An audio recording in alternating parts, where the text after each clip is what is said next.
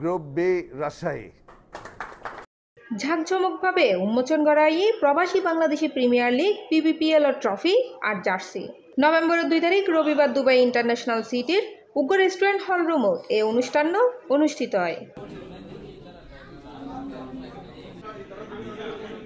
উক্ত অনুষ্ঠানত অতিথি হিসেবে উপস্থিত থাকি টুর্নামেন্টের ট্রফি উন্মোচন করে কনসুলেট প্রেস উইংয়ের প্রথম সচিব মোহাম্মদ আরিফুর রহমান, ওএনআইডির দ্বিতীয় সচিব মোহাম্মদ আবদুল্লাহ মামুনুর রশিদ। যারা বিজয়ী হবে, যারা রানার্স আপ হবে এবং প্রত্যেক খেলায় যারা অংশগ্রহণ করবে তাদের মধ্যে একটা সহমর্মিতা, সৌহার্দ্যপূর্ণ পরিবেশ এবং একটা ভালোবাসার সম্পর্ক তৈরি হবে খেলোয়াড়দের মধ্যে এবং দেশের প্রতি একটা দেশাত্মবোধ বা দেশপ্রেম জন্ম নেবে।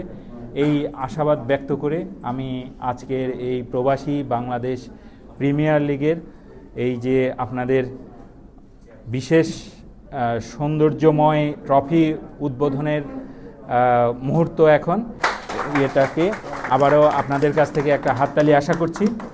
আর জ্ঞানীরা বলেন জয় পরাজয় বড় কথা না, অংশগ্রহণই বড় কথা।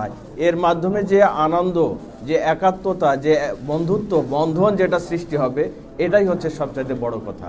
এই সময় টুর্নামেন্ট উপদেষ্টা কমিটির তুন উপস্থিত আছেন নওশের, রাশেদুর রহমান চৌধুরী, রেজাউল করিম রেজা, ফারুক হাসান, মীর মহিউদ্দিন মিন্টু, প্রকৌশলী রেজাউল করিম ও জাহিদ আহমেদ।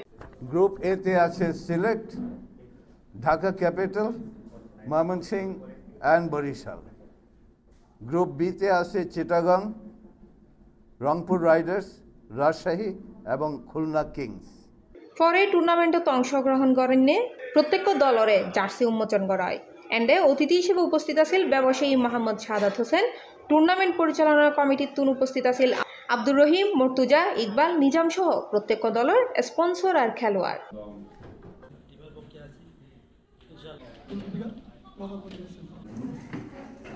সৌহার্দ্য বিনোদনের পরিবেশ সৃষ্টি এই টুর্নামেন্টের মূল উদ্দেশ্য। হৈরাহীন নভেম্বরের 8 তারিখ আমিরাতত দুবাইত পর্দা উড়িব এই প্রতীক্ষিত টুর্নামেন্টের প্রথম ম্যাচর।